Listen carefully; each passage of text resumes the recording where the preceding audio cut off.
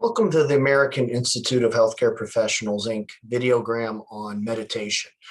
The foundations of meditation is the title of this videogram. What we're going to look at is meditation from a spiritual perspective, as well as a health perspective, and as well as a secular perspective, and how it can benefit in those various venues. And we'll also talk about AIHCP's Meditation Instructor program. So meditation is a multifaceted discipline today. Yes, its initial roots are spiritual.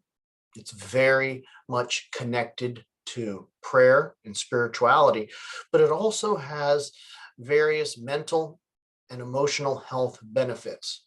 It can help us cope with stress, and it can also help us with our physical health, especially with those with heart and blood pressure issues.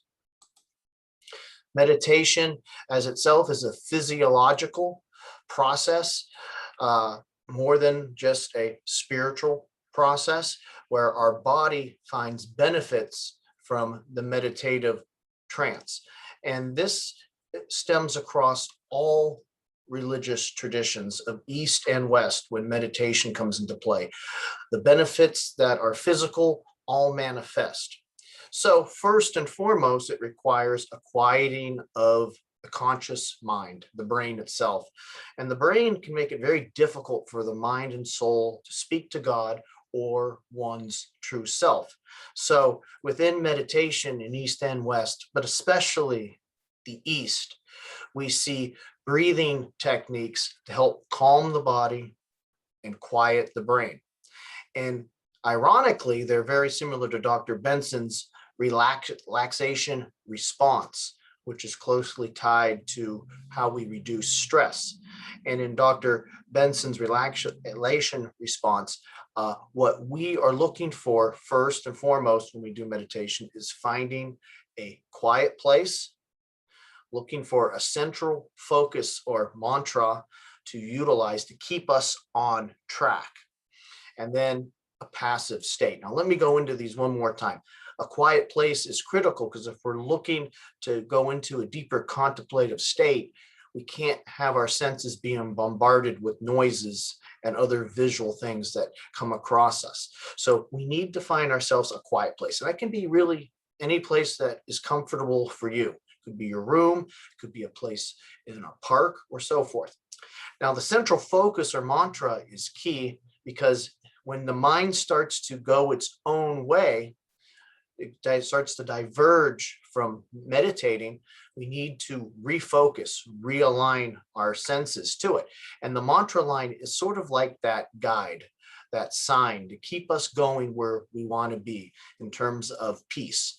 And that mantra could be a various line, it could be an Eastern religious line, or it could even be a Western religious line, such as Jesus, or you could say in the East, Buddha, or it could be non-related to religion completely, and it could just be a health comment like calm myself, or whatever you're trying to achieve. Now, the final aspect with this relaxation response is a passive state. You have to be willing to go with the flow of the meditation and how your inner self speaks to you, or how you eventually come into communication with God. And that means being very relaxed and very open to conversation. On the next slide, there is a science that is very much based behind meditation. And this has been going on for the last 25, 30 years, where a lot of studies have shown what meditation can do to the brain through the relaxation response. And what has been shown is that it reverses the stress response that we find in the body, or the effects of the sympathetic nervous system. And with the effects of the sympathetic nervous system, it's an automatic response to stressors. So when stress enters the body, the mind and the automatic sympathetic nervous system identify the problems that are coming, the stressors that are coming, and the body prepares for it through a series of things that make the body ready for what we call the fight or flight response. However, what they have seen in the studies is the parasympathetic system reverses the sympathetic nervous system's actions.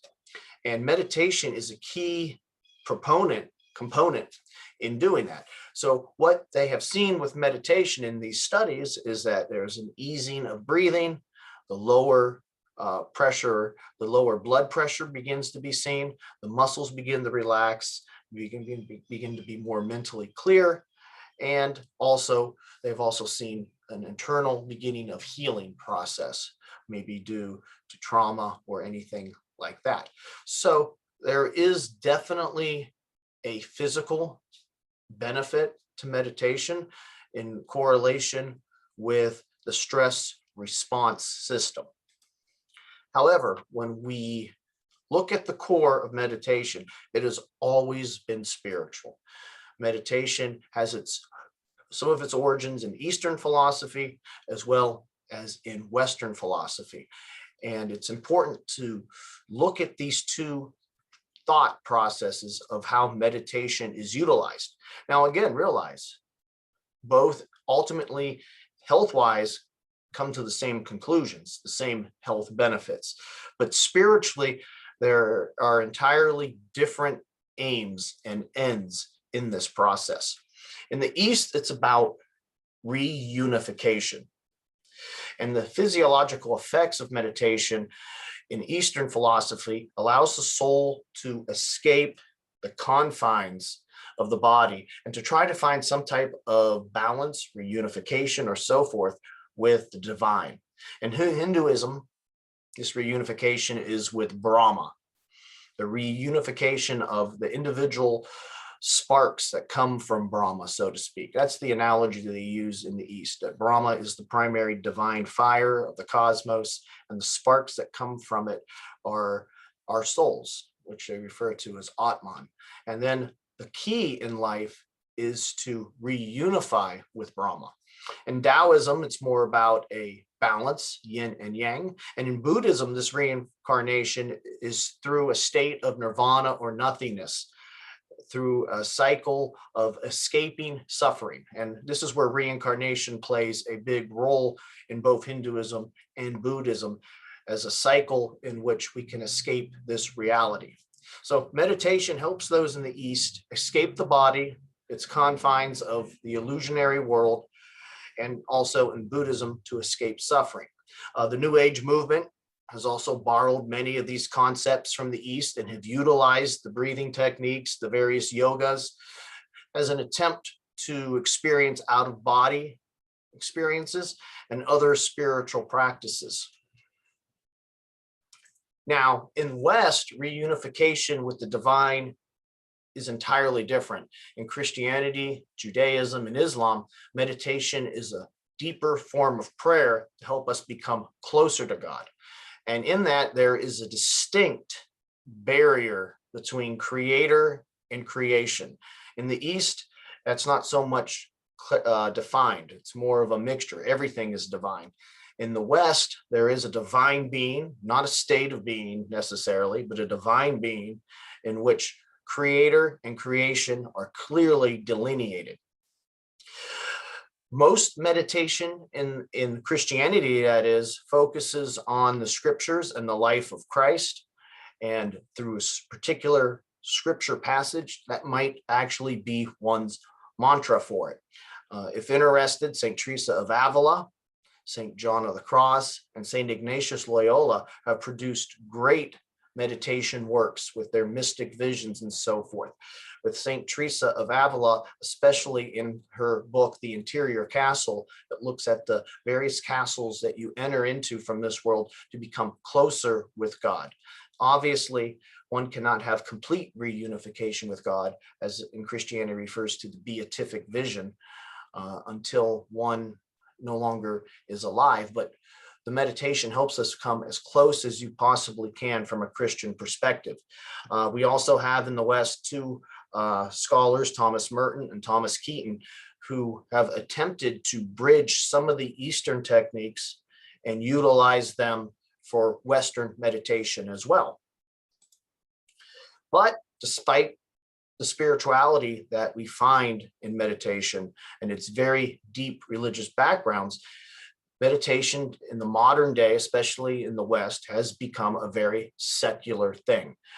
It's about personal spirituality. It's about mental health. It's about physical health. And the incorporation of various Eastern techniques are now very much secularized and completely dividing itself away from the original religious roots. AIHCP offers a meditation instructor certification for qualified professionals that may be seeking a 4-year certification. The program is online and independent study, and you can work at your own speed, your own pace. After you complete all of the required courses, qualified professionals can then fill out an application to achieve that 4-year certification, which can be renewed every 4 years. Below here, we have a meditation instructor certification program link, as well as a request for information. Our email is info@aihcp.org. Our phone number to reach us at this office is 330-652-7776. Again, that's 330-652-7776. If you have any other questions about it, please contact us. And in the meantime, hopefully, if you're looking to go into a deeper prayer life, a deeper contemplative life, meditation can play a key role in helping you achieve that peace and help others maybe to achieve that peace, not just from a spiritual background, but also for a mental health, an emotional health, and a better physical health, just through the simple way of detaching from the world and finding a little bit of time to escape the stresses and to focus on oneself or one's own God and to find peace in that. Thank you for listening today and have a great day.